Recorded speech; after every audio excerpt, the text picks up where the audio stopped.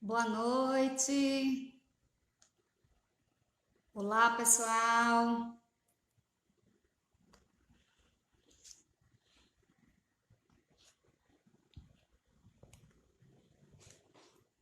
Sejam bem-vindas, mulheres.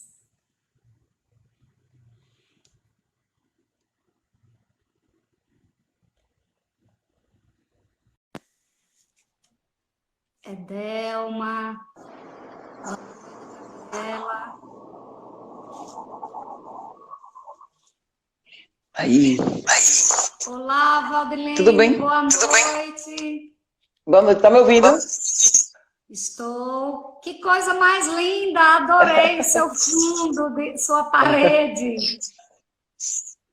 Valdilene, desde já quero agradecer a sua participação, a sua colaboração. Nós temos um grupo formado só por mulheres, né, que Sim. de forma direta ou indireta, dentro da família, algum filho, alguma filha, ou diretamente mesmo, foi vítima de algum tipo de violência, porque nós trabalhamos no CREAS, né, quando os direitos já estão violados. Então, em nome de toda a equipe da assistência social, do CREAS, né, na pessoa da coordenadora Sandra e da secretária Gabriela, eu, Michele, assistente social, te agradeço por acolher o nosso convite para a gente falar um pouco desse tema tão importante, que eu tenho muito carinho de lidar com as mulheres e às vezes a gente passa por tanto tipo de violência que nem percebe. E acredito que você vai falar um pouco sobre isso. Então, eu agora estou com a Valdilene Martins, ela que é advogada, especialista em atender mulheres que passam, que sofrem algum tipo de violência e que também está como presidente da Comissão de Direitos Humanos lá do Instituto Professora Liete Oliveira Azevedo, né, o Ressurgir. Então, Valdilene, eu vou deixar que você se apresente, fale um pouco do seu trabalho, né, do seu currículo, de como você atua nessa área, para a gente começar aí com a participação do pessoal. Então, boa noite, gente. Eu quero agradecer, né, sobretudo o seu convite e o convite de vocês. E dizer que esse assunto nunca se exaure. Quanto mais a gente falar sobre ele, melhor, porque nas minhas andanças eu percebo sempre que a informação é sempre o que falta. Michele, está dando um retorno na minha voz. Você tem fone de ouvido? Se você tivesse fone era melhor, porque eu acho que está dando retorno aí. Então, a gente sempre percebe que falta informação, tanto de quem atua na linha de frente, de saber exatamente, certo?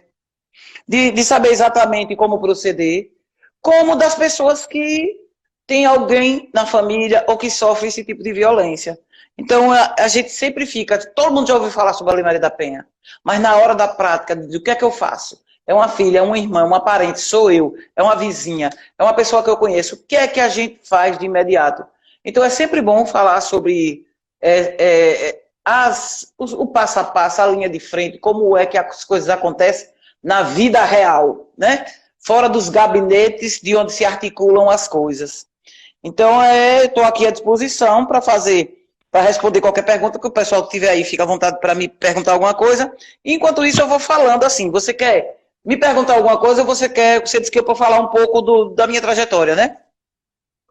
Então, eu vou falar um pouco para vocês como eu comecei a atuar nessa área. Eu, desde pequena, que eu sempre fui avessa a esse tipo de relacionamento dentro de casa. Eu via as coisas acontecerem, mas eu não sabia assim, eu não sabia tecnicamente o que queria dizer. Eu via relacionamento assim na família, né? Começar em casa, meu pai, minha mãe. Via minha mãe muito destratada, minha mãe não trabalhava, ela trabalhava até quando eu nasci. Quando eu nasci, aí meu pai não deixou mais trabalhar, completamente dependente, limitado, o direito de ir e vir, agressões verbais, físicas. E aí eu olhava ao entorno da família e vinha assim, meus tios, meus avós, as minhas tias, as esposas dos meus tios, Quem não era agredida fisicamente, era agredida verbalmente. Quem não era agredida verbalmente, fisicamente, não trabalhava, não tinha renda. Então, assim, sempre mulheres subjugadas. E eu achava isso assim, eu achava isso terrível. Eu não sabia explicar. Mas eu achava isso terrível. E o que é que eu comecei a pensar? Que eu acho que é isso que a maioria das crianças começa a pensar. E a gente tem que trabalhar no eixo da prevenção e educação da Lei Maria da Penha para que as crianças não pensem isso. Eu comecei a pensar o quê? Bom, casamento é isso. Então, se casamento for isso, eu não quero casar. Porque eu não quero passar por isso. Eu não quero que ninguém faça isso comigo. Mas, por outro lado, aí você vê a sociedade dizer que mulher que não casa é encalhada. Hoje melhorou bastante, né? Melhorou bastante, mas isso ainda, nos interiores, isso é muito presente ainda. Uma pessoa ela encontra a primeira coisa que já casou, o pessoal não quer saber nem se você é feliz, se você está estudando, se você tem projeto de vida, não quer saber nada. Já casou, principalmente com as mulheres. Olha, com que idade você vai casar? Olha, a idade vai ser mãe. Só nem pergunta se você quer ser mãe, às vezes você nem quer ser mãe. Porque é comum a mulher não querer ser mãe. A mulher tem o direito de dizer que não quer ser mãe. E a gente tem que respeitar. Aí eu achava isso. E eu nunca fiz plano de casar, de ter filho, porque eu achava que casamento era isso e eu não aceitava. E aí, à medida que foi passando, eu sempre pensava, vou tirar minha mãe daqui, não vou deixar isso acontecer comigo. No dia que eu puder ajudar outras mulheres, eu ajudo. E eu fui crescendo vendo assim, por exemplo, eu era adolescente. Eu me lembro bem que quando eu tinha 14 anos, eu tinha uma colega de sala que tinha 15. E ela namorava com um cara mais velho, bem mais velho que ela, sabe? E assim, era aquela paixão e tudo, mas tudo assim, muito controlado. Se a gente estivesse brincando, conversando, ela não podia ficar, sabe? Ele ia buscar ela na escola, ele ia levar, ela não tinha relacionamento com ninguém, não brincava com ninguém, porque, olha, ela é noiva, eu não sei o quê, essas coisas, entendeu? E eu pensava assim, mulher, como é que pode uma coisa dessa? Você é uma nova, assim, tudo. Mas assim, eu não sabia explicar tecnicamente, e naquela época, como até hoje em muitos lugares, uma menina que tem 16, 17, 18 anos que já tem um namorado, beleza, aqui não tem, o pessoal já olha, né? Vige, porque não, né, não tem namorado, ou é feia, é gorda, é isso, é aquilo, né? Tem essas coisas. E a gente vai captando e acreditando nisso, achando que isso é verdade. Tanto é que a gente cresce ouvindo as pessoas dizer, olha, homem não gosta de mulher gorda, homem não gosta de mulher de cabelo curto, homem não gosta de mulher isso, homem não gosta de mulher aquilo. É isso que ensinam a gente. Mas a gente vive em função do que os homens gostam. Não ensinam a gente a ser feliz, olha, faça o que você quiser. Você quer usar cabelo cacheado? Use. Você quer usar cabelo liso? Use. Você gosta de cabelo grande? Deixe grande. Você gosta de cabelo curto? Corte. Você quer pintar o cabelo? Quer pintar a unha? Quer se maquiar? Quer usar roupa curta? Roupa comprida? Fique à vontade para viver a sua vida. A gente não é ensinado a isso. A gente não é ensinado a isso. Se você usar uma roupa muito composta, mulher, vão dizer que você é isso e aquilo, não vão querer namorar com você. Se você usar roupa decotada, mulher, olha, não sei o que, vão dizer isso. Sempre a vida da mulher tem essas ressalvas. Sempre. Então aí à medida que eu fui crescendo, todo contato que eu tinha com alguém que eu via esse tipo de relacionamento, eu sempre alertava. Comecei a trabalhar, minhas colegas de trabalho, sempre desse jeito. Marido com amante, ela sem falta de sossego, ela xingava, e maltratava, e discriminava, e ficava com dinheiro, e elas não tinham autonomia de comprar o que quisesse, que não podia, sabe? Então eu sempre achei isso terrível. E eu sempre dava orientação, eu sempre falava isso, sempre falava aquilo. Eu não era advogada ainda, mas eu me lembro que teve uma colega e assim, a regra, assim, as mulheres casavam com os primeiros namorados. Ainda tem isso, mas isso ainda era mais. Porque eu tenho 55 anos, então quer dizer, quando eu tinha 15, há 40 anos atrás, né? Então assim, uma menina que começava a namorar com 16, 17 anos, quando eu estudei no Ateneu, Sergipense, no ensino médio, eu estudei lá 80, 81, 82. Então assim, quando eu estudei lá na década de 80, eu tive muitas colegas que casaram com os namorados daquela época, de quando eu tinha 16, 17 anos, 15, 16, 17 anos. Então muitas casaram, a maioria separou. Entendeu? Porque assim, a mulher não tem experiência nenhuma, não tem experiência de vida, não namora, não convive, nada, e conhece aquele cara, só aqui, aquele relacionamento e pronto, e casa, entendeu? E não vive, não vive, não vive. E aí, eu me lembro que eu conversava muito com minhas colegas sobre isso, e eu me lembro que eu tive uma colega que ela vivia assim, um mau sofrimento, casou com um cara, sabe, casou com um cara péssimo, marido, sofreu muito, já tinha muitos anos, só tinha um filho. E eu dizia, mulher, você tem que separar desse homem, você tem autonomia financeira, era ela que sustentava a casa de tudo, mas a pessoa tem autonomia financeira, mas não tem autonomia psicológica, a pessoa não tem autonomia familiar mesmo, a autonomia social, ela ficava pensando, vou dizer o que de mim? Que eu sou mulher separada, né? Os homens não vão me respeitar, porque assim, os homens respeitam mulheres que têm outros homens do lado, né? Tanto é que se você chegar em qualquer lugar e um cara estiver lhe paquerando, ele pergunta logo, você tem namorado? Você é casada? Porque ele quer saber se você tem dono, porque se você não tiver dono, ele acha que pode fazer tudo. É desse jeito. Então, eu sempre digo às mulheres, quando vocês quiserem dispensar um cara, nunca diga que você tem marido, namorado ou o que for. Diga que você não quer porque você não quer.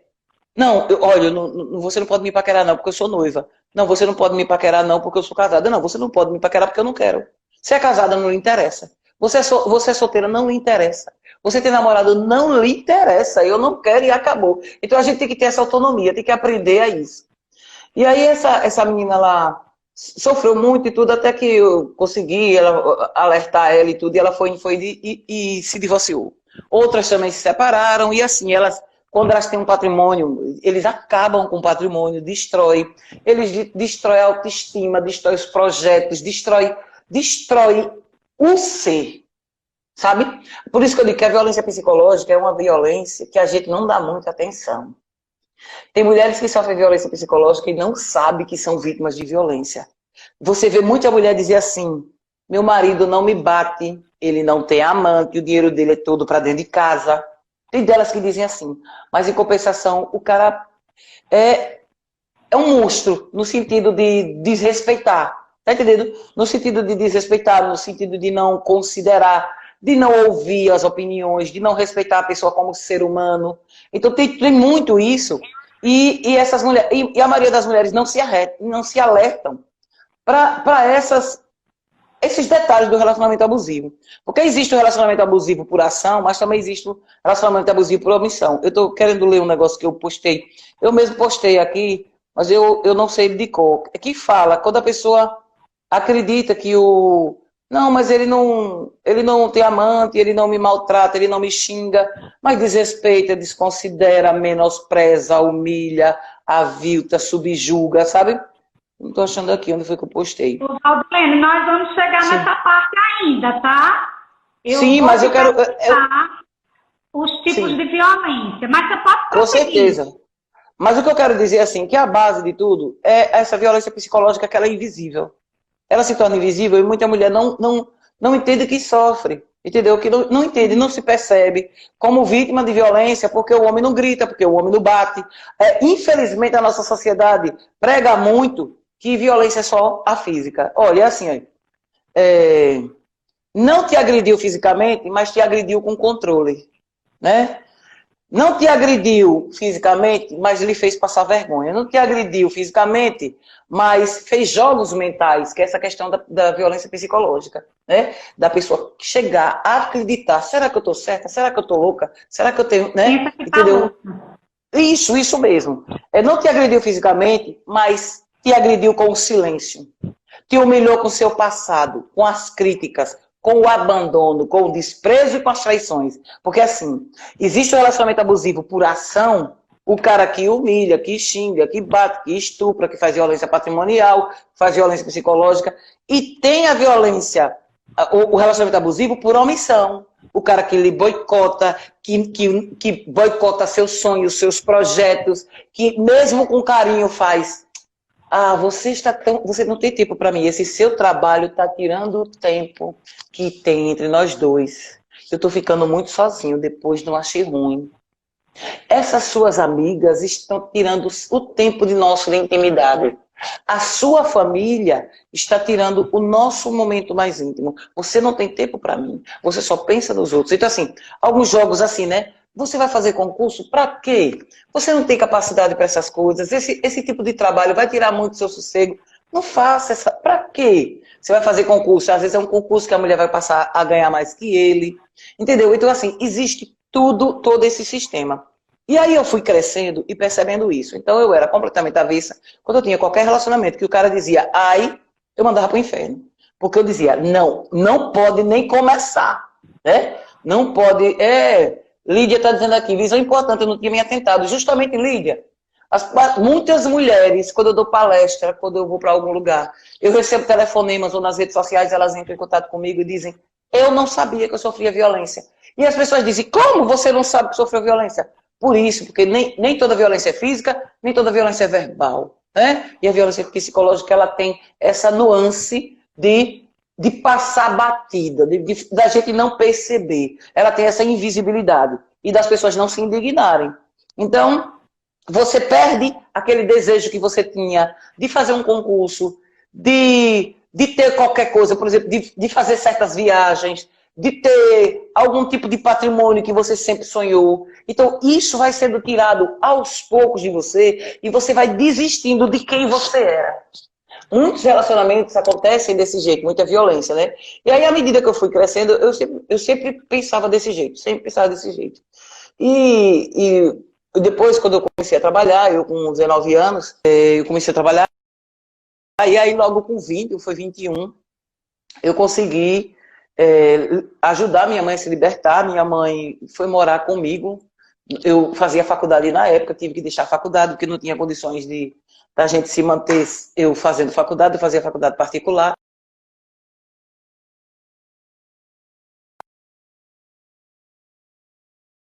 Hoje, Orlando Dantas hoje é um pulo, né? Mas naquela época parecia ser tão longe, tão distante. Era tudo muito difícil. Eu não tinha como ficar vindo para a faculdade, que a faculdade era cá no centro. E aí eu parei de estudar. E aí fiquei só com minha mãe, mas meu emprego era muito bom, eu tinha um salário muito bom. E aí continuei, né? Vivendo, morando com ela. Depois meu irmão também veio morar comigo. E aí depois aí foi quando eu conheci meu marido, né? Eu conheci meu marido. E conheci ele numa situação bem inusitada, mas assim, nunca pensei em ter um relacionamento sério com ele. E aí a gente tá casado há 28 anos, fez agora em agosto. Um cara completamente diferente de todos esses que, sabe? Que é por isso que eu digo que os homens não são todos iguais, a gente tem que acreditar sim, porque eles não são todos iguais. Não são. Não, os homens, os canalhas estão no meio dos homens e termina a gente nivelando todos eles por baixo. E eles contaminam mesmo, sabe? A conduta canalha, a conduta promíscua, a conduta da masculinidade tóxica, ela contamina mesmo. Mas assim, existem muitos homens assim. Por coincidência, meu pai era militar e meu marido também é militar. E aí, assim, né, você fica pensando, pô, qualquer coisa eu caio fora, qualquer coisa. Mas aí foi de você ver assim, que não, poxa, casamento não é isso não. Casamento não é isso, casamento pode existir de verdade, com parceria, com amizade, com amor, com respeito, com cuidado, porque o cuidado é recíproco. Não é você casar para ser mãe do seu marido. Você não casa para cuidar do seu marido. E quem cuida de você? Entendeu? Então as mulheres têm que parar de pensar nisso. Que vai, é alguém para lhe fazer feliz. A gente não precisa de ninguém para fazer a gente feliz. Né? E aí a gente vive uma vida toda romantizando o abuso. A gente ouve músicas, eu me lembro bem de quando eu era bem mais jovem, eu adorava, até hoje eu adoro Kid Abelha. Tem uma música de Kid Abelha que diz assim, eu quero você como você vai de mal a pior, você bem melhor. E a gente canta essa música, dança, e acha isso romântico. Tem uma música de Bethânia que diz assim, esse cara, a mim é tudo que eu quis. Né? Ele quer, sou apenas uma mulher. Então, a música, o contexto, a sociedade, não só a nossa família, não só a nossa casa, porque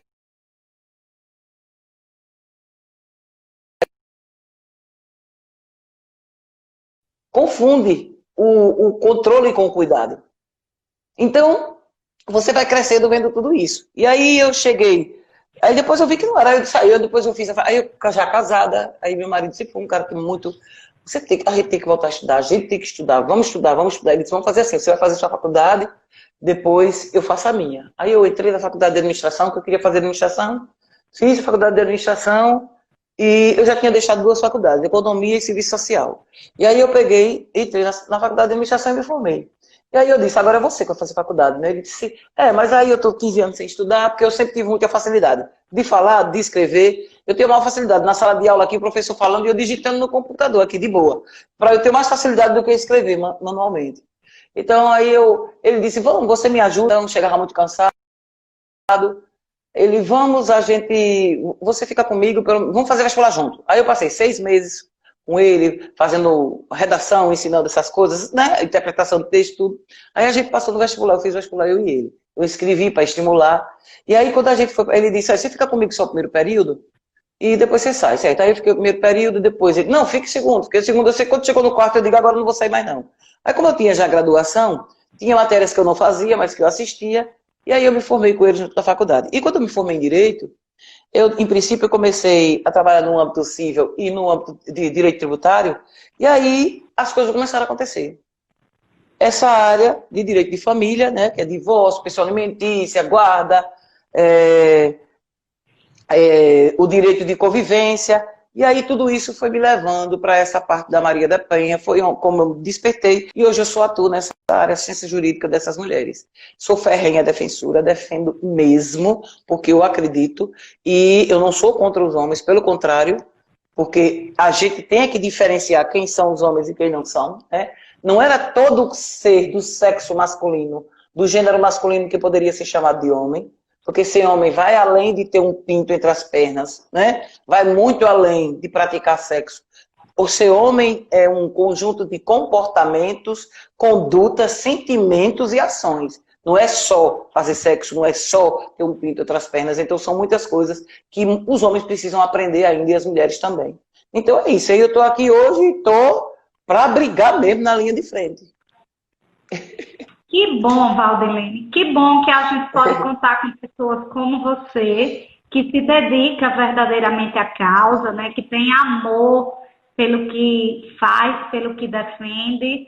E é muito importante você ter ressaltado a questão do seu relacionamento. Que bom que você vive essa relação saudável, porque muitas vezes as pessoas julgam achando que a gente fala da questão da violência por ser frustrada enquanto porque mulher. Tem trauma.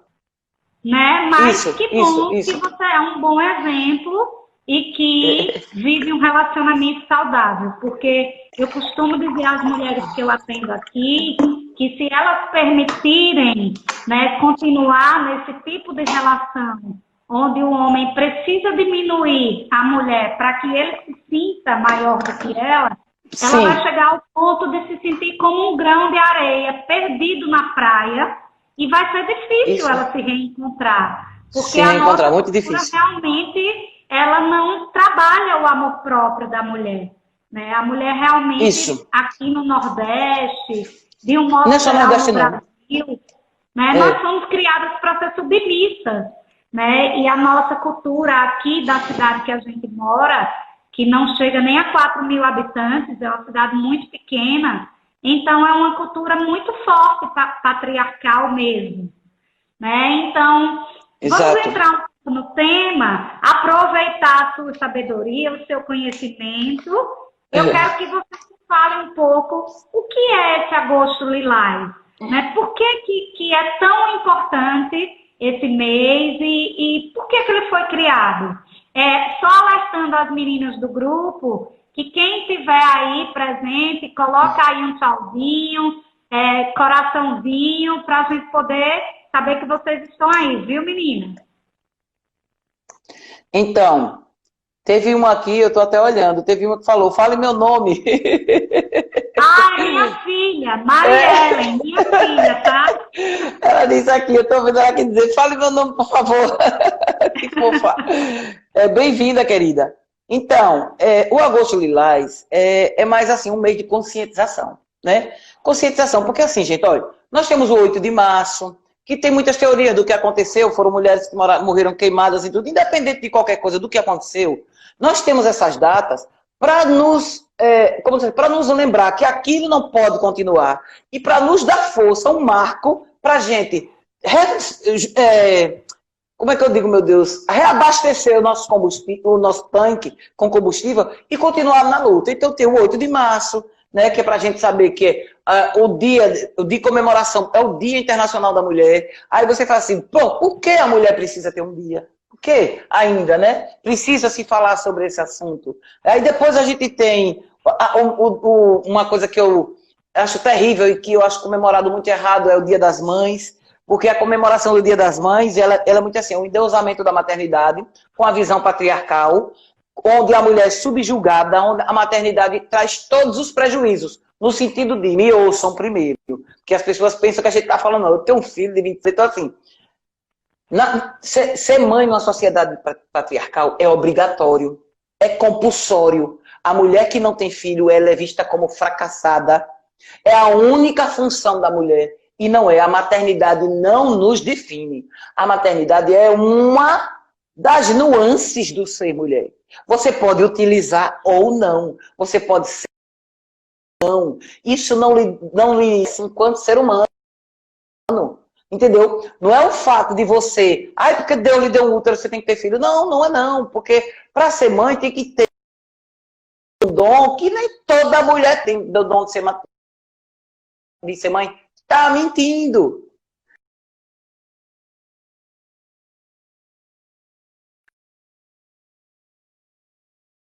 Né?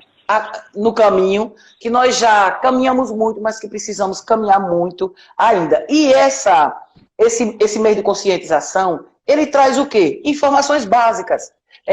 Quais os tipos de violência, conta a história de Maria da Penha, né? O mês de agosto é o mês que foi lançada a Lei Maria da Penha, foi em agosto, agora fez 14 anos, de 2006. A Lei Maria da Penha não foi uma iniciativa do Brasil por ser um país consciente, pelo contrário, o Brasil foi condenado a criar a Lei Maria da Penha, né, por conta da negligência com que ele tratava os casos de violência doméstica, apesar de em 1994 já ter acontecido a Convenção do Belém do Pará, que tratava exatamente desta matéria, e que o Brasil foi signatário e nunca tomou providência nenhuma. O Brasil nunca fez nada. Nada, nada. A mulher que sofria violência doméstica, que era maltratada, assassinada, estuprada, lesionada pelo marido, ela simplesmente tinha que ficar calada, porque é isso mesmo, é seu marido, era visto como dono. A tese da legítima defesa, de lavar a honra com sangue, ela veio cair por terra em 91, gente. 91, em termos de história, é ontem. Né? Em termos de história, a gente não fala em menos de 100 anos. Então, 91 foi ontem, e foi aí que essa tese da legítima defesa da honra, que o homem matava para lavar a honra de quem? Se uma mulher adulterou, ela viola a honra dela. Se uma mulher age incorretamente, se ela procede incorretamente em algum âmbito, quer seja sexual, quer seja qualquer... Ela viola a honra dela, não é a honra de ninguém. Então, como é isso? Que honra é essa que ele lavava? Então, isso era muito aceito ainda. Crimes passionais, olha, entre aspas, que era aceita essa tese, crime passional. O cara matou por quê? Porque é paixão. Quem nunca viu paixão é coisa boa. Paixão não mata, o que mata é ódio. O que mata é ódio, é inveja, né? É despeito, é perversidade. São esses homens que têm baixa autoestima, que não podem ver uma mulher se destacar. Isso é o que mata. Então, esse Agosto Lilás, ele veio para ser mais uma data, né, para a gente fazer isso, para a gente parar e fazer essa análise. Como é? O que é que a gente está fazendo? O que a gente está fazendo está dando certo? A gente precisa mudar? Como é que estão as estatísticas? Como é que estão os índices? E aí as pessoas fazem. Eu estava num grupo de advogados e um colega disse assim, é um absurdo que eu vou ter um índice de feminicídio. É um absurdo a gente ver que o que está sendo feito não está adiantando. Eu disse, como? O que está sendo feito não está adiantando? Ele disse, não, aí os índices de feminicídio como estão altos? Aí eu disse, os índices de feminicídio estão altos comparado com o quê? Quando foi que você viu catalogação de índice de feminicídio? Os índices de feminicídio começaram a ser catalogados de 2016 para cá, porque a lei é de 2015. Mas me dê um índice de feminicídio de 2005, de 2006, 2007, 2015. Diga aí. E outra coisa, a lei é de 2015, os índices começaram a ser catalogados em 2016, mas você sabe que não funciona. No primeiro ano não funciona, no segundo ano vai começar a pegar no tranco. Da agora em diante, os índices vão aumentar mais ainda. Sabe por quê? Porque estão sendo catalogados de forma mais correta. Quando os índices de violência contra a mulher, de violência doméstica contra a criança, adolescente, pessoa com deficiência, pessoa idosa, LGBT, são catalogados de forma mais correta, eles aumentam. Porque esses índices que nós temos aí estão longe da realidade. Longe, muito longe da realidade. É isso que as pessoas têm que entender. Então isso não é retrocesso, pelo contrário. Quando era que a gente ia ver um debate, há 30 anos atrás, numa escola sobre violência doméstica? Quando? Quando é que ia se falar? Dentro de casa, pronto, dentro de casa. A mãe com as crianças, diga, onde? Nunca. Numa escola, numa faculdade, ia se discutir isso de jeito nenhum. Para começar 30 anos atrás, há 40 anos atrás, pouquíssimas mulheres tinham acesso, né, a estar numa faculdade de noite.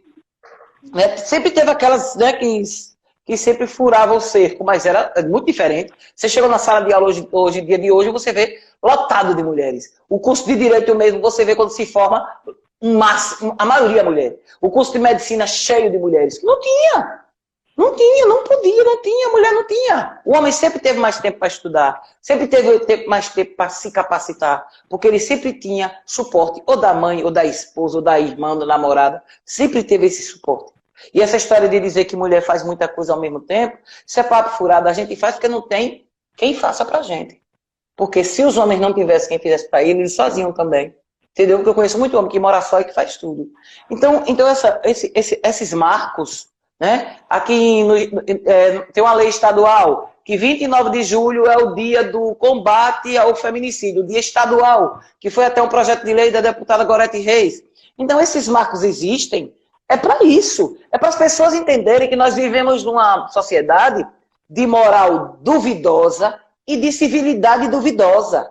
Porque qual a qualificação de civilidade você dá a um homem que por conta do tempo que está passando mais em casa, lesiona, estupra, mata a esposa, as filhas, a mãe, as irmãs? Que civilidade tem esse ser? Que homem civilizado é esse? O índice de abuso sexual de crianças estourou. Né? Aí você também vê um ponto positivo, porque assim, estão sendo descobertos, que antes ficava debaixo, né, do tapete. O lixo era jogado debaixo do tapete. Pelo menos hoje tem esse ponto positivo de que estão chegando a público, né? Está sabendo, porque há muitos anos que existe o abuso sexual de crianças praticado por pessoas da família e que ficava por isso mesmo e ninguém denunciava. Né? Era desse jeito que acontecia. Os interiores, tem interiores aqui em Sergipe que são carro-chefe desse tipo de abuso sexual contra a criança. E muita gente sabe, muita gente não toma providência. O que eu acho interessante é a omissão social.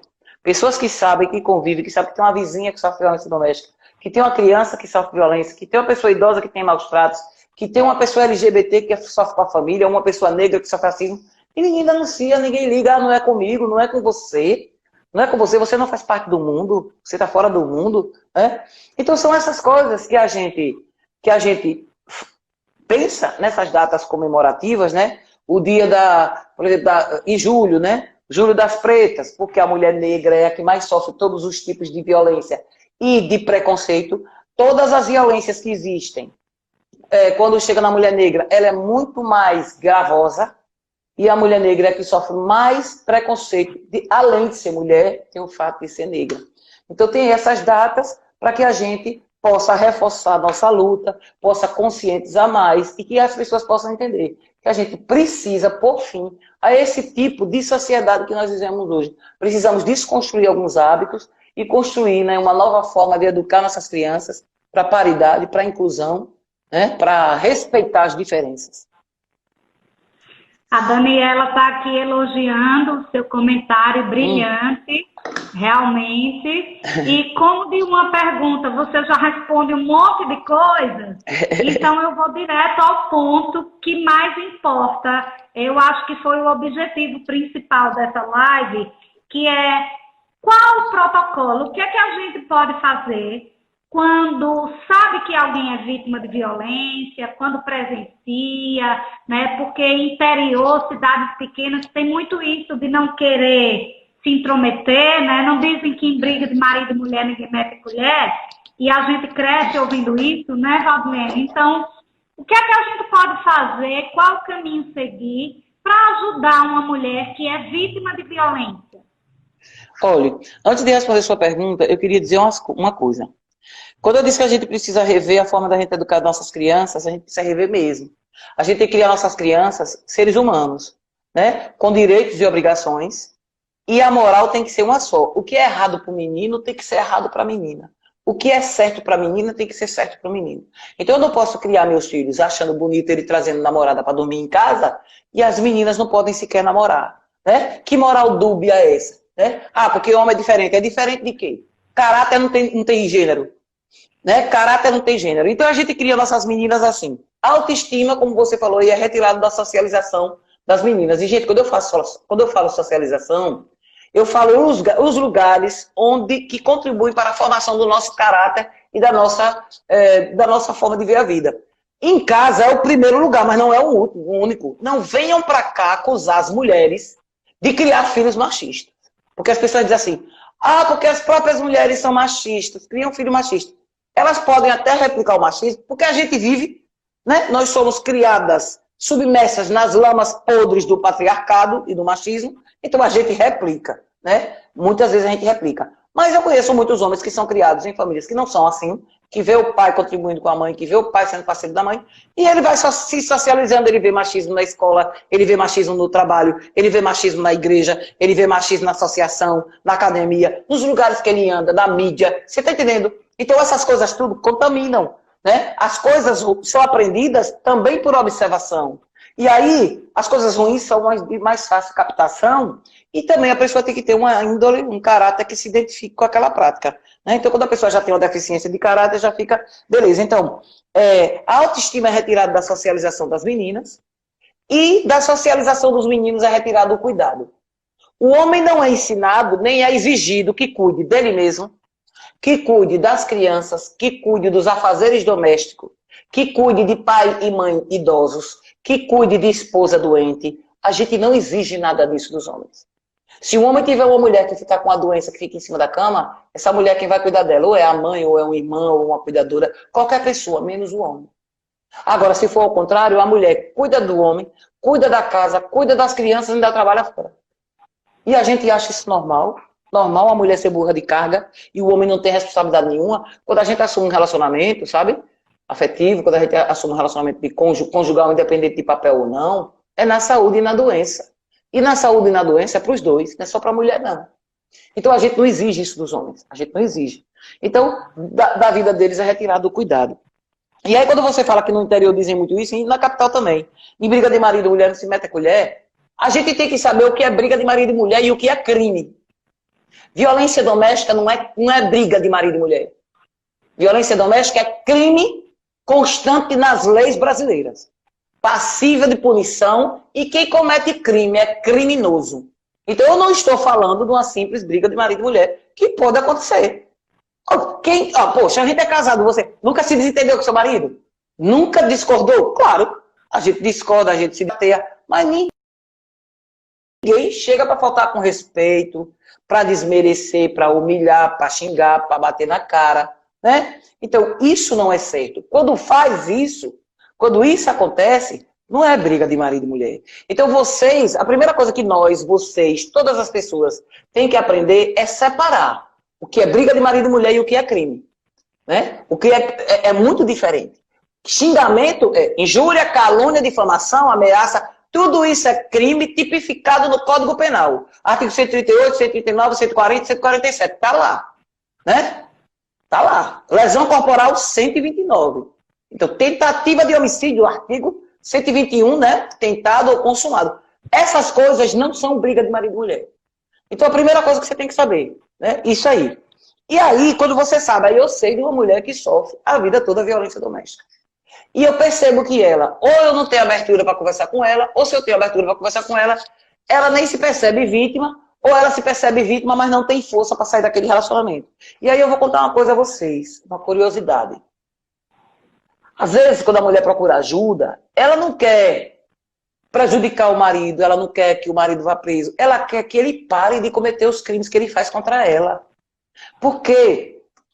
O crime de violência doméstica, gente, olha, violência doméstica, os crimes cometidos no âmbito da família, abuso sexual, estupro, abuso físico, abuso psicológico, esse tipo de crime, ele devia ser o mais hediondo da face da terra. Aí você diz, por quê? Sabe por quê?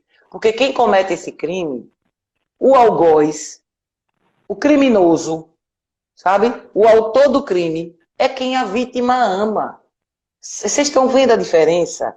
Uma coisa é você ser assaltada na rua, roubarem seu celular, roubarem seu carro, sabe? Você sofreu uma agressão de trânsito, um xingamento, brigar com um colega de trabalho.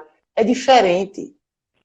Quando você está dentro de casa, Ó, 88% dos casos de abuso sexual praticado contra crianças até 13 anos é praticado por pessoas da família.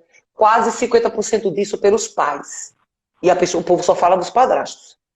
Quase 50% disso pelos pais biológicos. Aí vem irmão, avô, tio, padrasto, padrinho, entendeu? Então são cometidos por pessoas que a criança confia, que a criança ama, que a criança acredita que está protegendo ela, ou a adolescente. Nos casos de pessoa idosa, é 100% dos casos que pratica violência contra a pessoa idosa. Raramente é uma cuidadora. Tem caso de cuidadora também. Mas quase é 99,9%. É filho, filha, genro, neto, sobrinho, sabe? São os parentes daquela pessoa idosa que ela ama, que ela não quer o mal, apesar deles fazerem mal a ela. Então, 70% das mulheres que são assassinadas no Brasil são assassinadas em decorrência das relações conjugais, né? Que é namoro, casamento, relações conjugais, né? O amor erótico com um parceiro ou com uma parceira, e das relações familiares. Aí você faz, poxa, gente, 70% das mulheres que morrem, quer dizer, de 100, 70 são mortas assim. O lugar mais perigoso para a mulher no Brasil é dentro de casa. O lugar mais perigoso para uma mulher no Brasil está hoje. Você faz, ó, eu vou sair agora, meia-noite, vou chegar na orla e vou ficar 1h da manhã na orla. Você está sofrendo mais.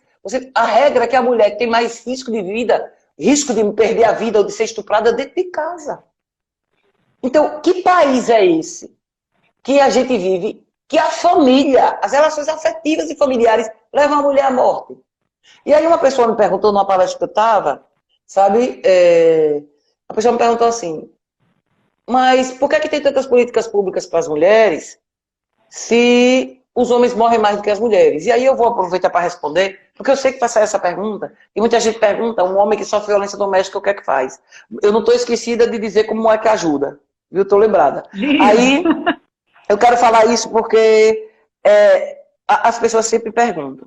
Então, eu me perdi agora. Eu estou falando do homem que sofre violência, mas que perguntou na palestra. Sim, sim. Que ele me perguntou sobre... Me perdi de novo.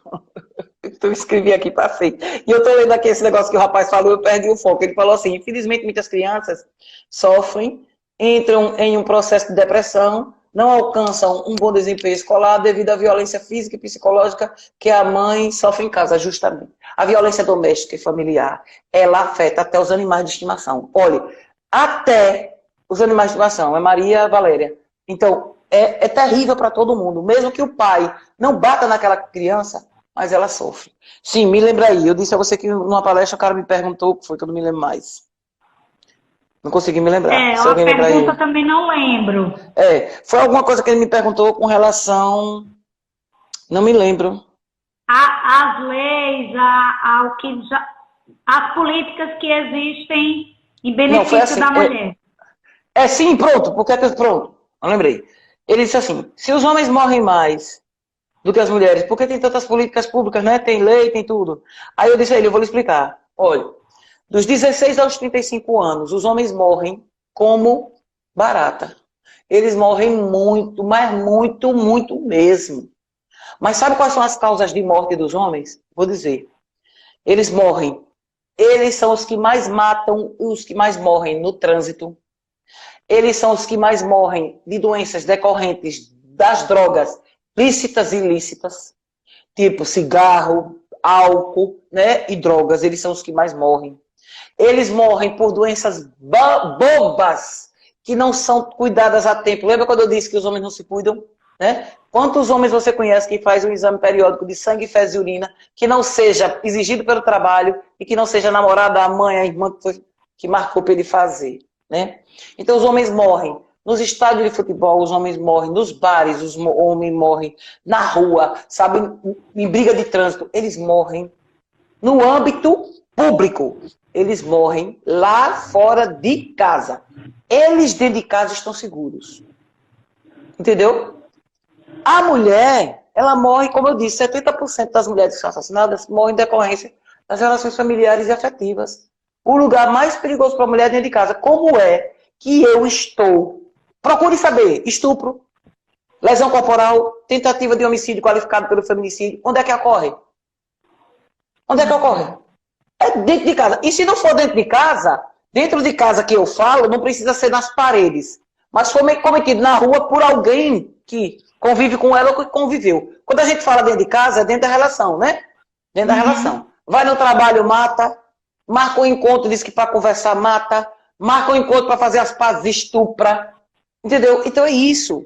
Então, o lugar mais perigoso para a mulher é com as pessoas que ela ama. Então, a gente tem que entender, quando a gente vai ajudar uma mulher dessa, a primeira coisa que a gente tem que fazer é se desprender do julgamento. Julgamento. Olha, se tem uma coisa, olha, a mulher em situação de violência, ela precisa. Ela precisa da ajuda da família, do apoio. Ela precisa da ajuda da vizinhança, de colegas de trabalho, da igreja onde ela frequentar.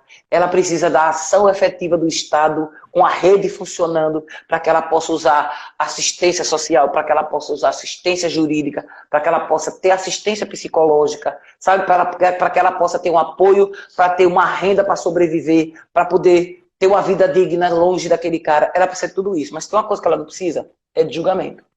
Então, se você só tem julgamento para dar, se afaste. E deixe espaço para quem pode ajudar. Então, a primeira coisa que você tem que pensar, você pode encontrar uma mulher extremamente machucada que não tem força para denunciar.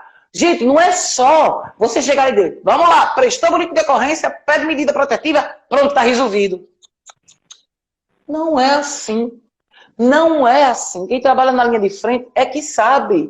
Então, assim, não é. Teve uma menina que falou aqui que a mãe dela disse, trabalho para nunca depender de homem. Não é raro esse conselho. Raro, raro. São raros os conselhos. Né? Tem mulher que trabalha e o dinheiro é na mão do marido, o controle é dele. Então, tem mulheres que estão ali tão aviltadas, tão desmerecida, tão minimizada, tão apagada, que ela não tem forças. E outra coisa, olha, gente, as dependências são várias, mas a dependência financeira é o top, né? É o top 10. A maioria dessas mulheres tem uma dependência financeira muito grande. E quando ela não tem financeira, que um colega disse assim, mas e quando ela não tem financeira? Que o dinheiro que ganha ela, que ela ganha mais do que ele e tudo. Mas ela tem uma dependência afetiva, psicológica. E essa doença para tratar, e essa dependência para tratar, é osso. É osso. Olha, outra coisa, tem mulheres, gente, que nunca conheceu outra coisa que não seja um relacionamento abusivo. Vivia em casa um relacionamento abusivo. Quando eu falo abuso, gente, não é só sexual. É o abuso psicológico, de xingamento, de desmerecimento, de humilhação. É o abuso moral, o abuso físico, de lesão corporal, entendeu?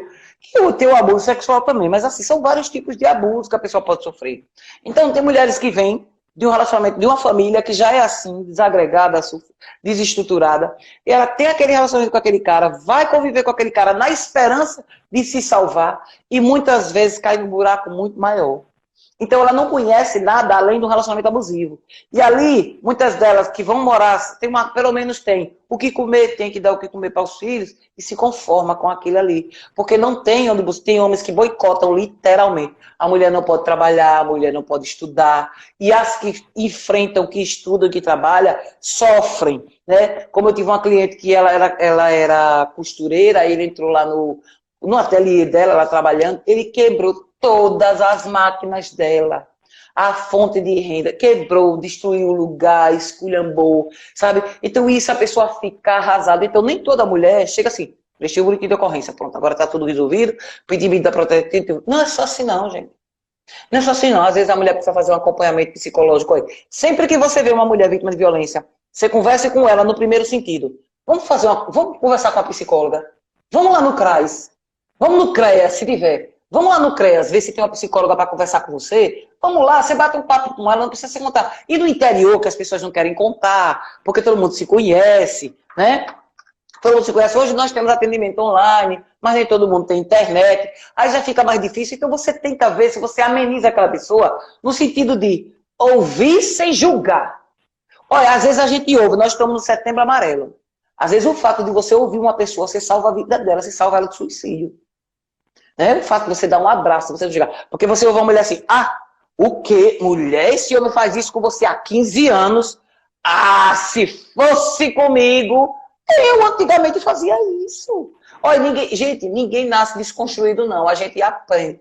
Cada dia a gente aprende uma coisa para se tornar um ser humano melhor. Ninguém. Eu queria ser como você, que sabe. Não, a gente não sabe tudo, não. A gente vai aprendendo, vai aprendendo aos poucos. Aí a gente vai, mas mulher, como é que você aguenta? Deixa esse homem fazer isso com você. Tá vendo que esse homem não presta? Tá vendo que esse... Gente, não faça isso. Olha, manda um videozinho para ela ver, leve um panfletozinho para ela ler. Se você souber que vai falar em algum lugar no rádio, na TV, se você sabe que tem algum lugar que vai falar sobre isso, diga a ela para ela assistir. Rádio tem um alcance muito grande, né? Porque às vezes a pessoa nem celular tem, não tem nem um sinal do celular, mas o rádio está lá. Então, assim, por isso que eu digo, essas campanhas tem que ser muito... Toda vez eu digo no interior, gente, rádio, até na capital, todo mundo ouve rádio. Mesmo que você seja assim, você está andando, dirigindo o rádio do carro, né? O rádio. Todo mundo ouve o radinho. Então, assim, rádio, eu ainda acho, ó, tem internet, tem rede social, tem tudo. Agora, em termos de alcance, para quem não tem acesso ao mundo globalizado, é rádio. É rádio, entendeu? Então, sempre fale, diga uma coisa, dê um exemplo, mostre que você está à disposição. Você quer ir em algum lugar, você quer, eu vou com você. Vamos na delegacia comigo, então vamos conversar com a psicóloga comigo, vamos lá falar com a assistente social, vamos ver o que elas sugerem. Então, a gente pode ajudar sim. E quando você vê que a pessoa está decidida, não, eu quero, vamos lá, vamos. Olha, eu vou procurar saber como é que você faz mesmo. Vou procurar saber. Você sabia que você tem direito a um advogado? Se você não tiver dinheiro para pagar, você tem direito a uma advogada, a um advogado. O Estado tem que dar. Ah, mas como é que faz? Não tem defensoria pública aqui no meu município, porque muitos não têm, né?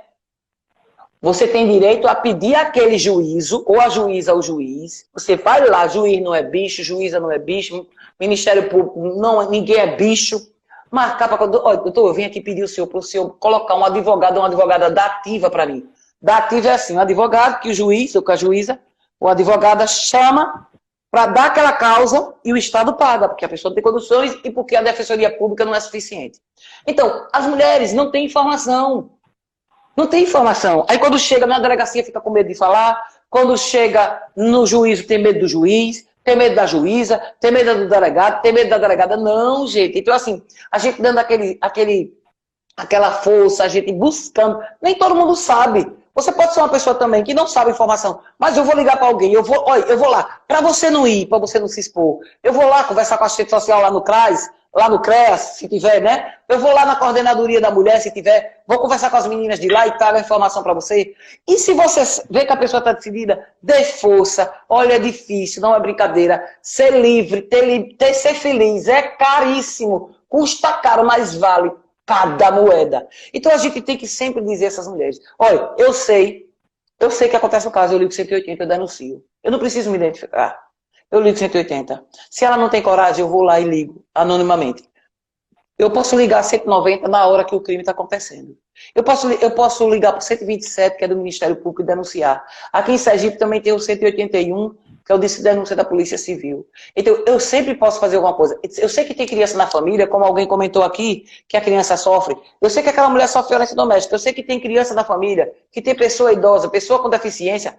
Eu disco 100, porque é direitos humanos, né? Eu disco 100, eu denuncio. Então a gente sempre pode fazer alguma coisa. Eu sei que aquela mulher está em medida protetiva, e eu estou vendo aquele homem nas imediações, eu ligo para 190, eu aviso a ela, olha, não vou para casa agora não. Como eu tive uma cliente que no feriado, ele ainda protetiva, aí os vizinhos viram ele chegar na casa dele, ele arrombou a casa e entrou, ficou esperando ela chegar. Aí os vizinhos ouviram, ligaram para ela, não venha que ele está aqui. Quando deu fé, a polícia chegou, a polícia já foi, levou e prendeu. Então é assim que a gente faz. Sabe como é que a gente ajuda? Sendo gente, sendo ser humano, pensando, se fosse comigo, usando empatia. Empatia. Se você usar empatia, sempre pense, o que é que eu queria que fizesse se fosse comigo? É isso que a gente tem que pensar. É desse jeito que a gente ajuda uma mulher. É desse jeito. Qualquer pessoa que a gente ajuda é sempre pensando, se fosse comigo. Nossa, Valdilene, eu ficaria te ouvindo durante 5 dias seguidos, sem nem me levantar. Nós temos apenas 7 minutos, tá? Nós vamos completar 1 hora. No instante, né, menina?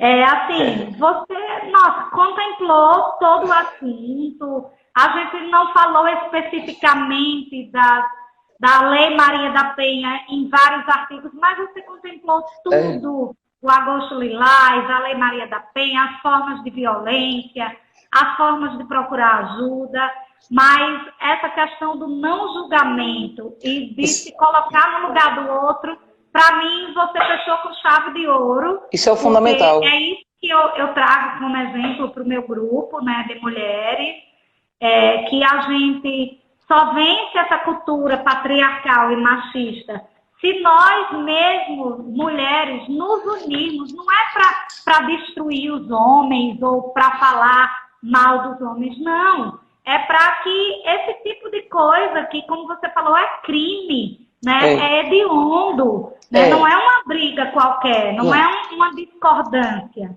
É um crime. Você falou assim, aí, a gente precisa de uma mudança de comportamento.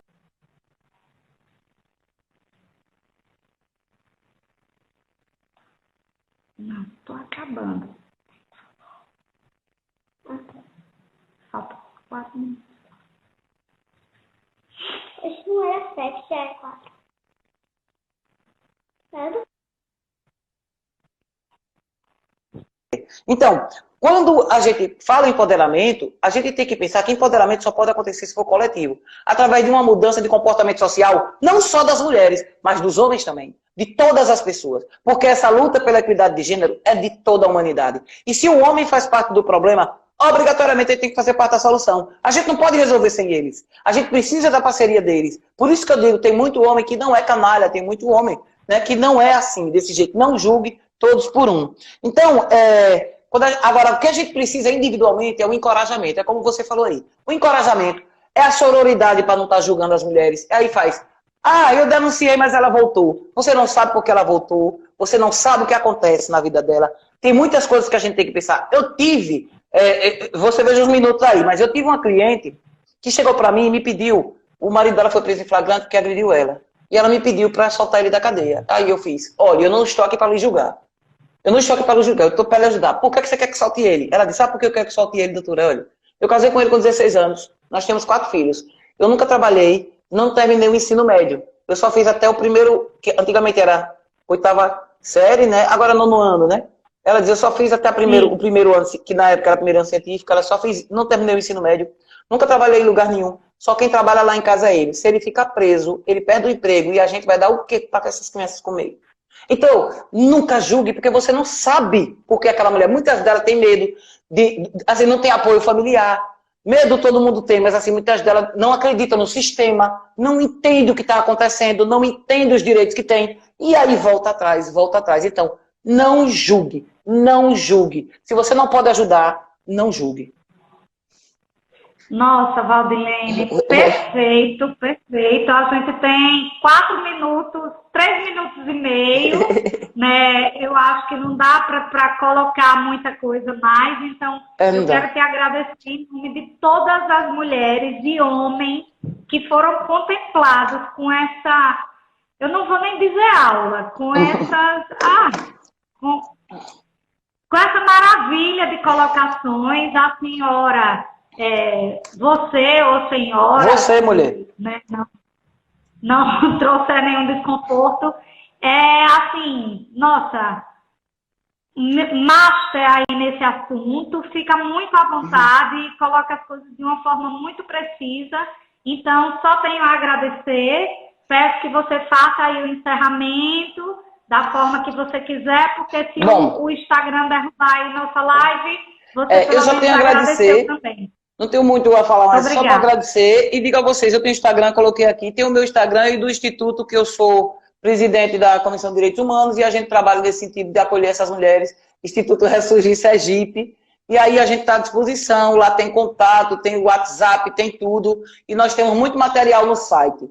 Gente, estou às ordens, eu espero voltar aqui ainda para a gente conversar, para falar também sobre essa questão do homem, né? Do acompanhamento que o homem também precisa ter para ressignificar, para desconstruir a visão misógina de mulher como extensão do seu patrimônio, como coisa, que ele tem poder de vida e morte. Então, muito obrigado pelo espaço.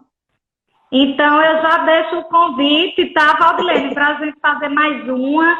né? Porque a gente tem que ver também que o homem que se torna agressor, ele também foi vítima de agressão, Isso. de alguma forma. É um né? ciclo, ou né? Dos pais, ou aprendendo que homem não chora, que homem tem que ser Isso. machão e durão, né?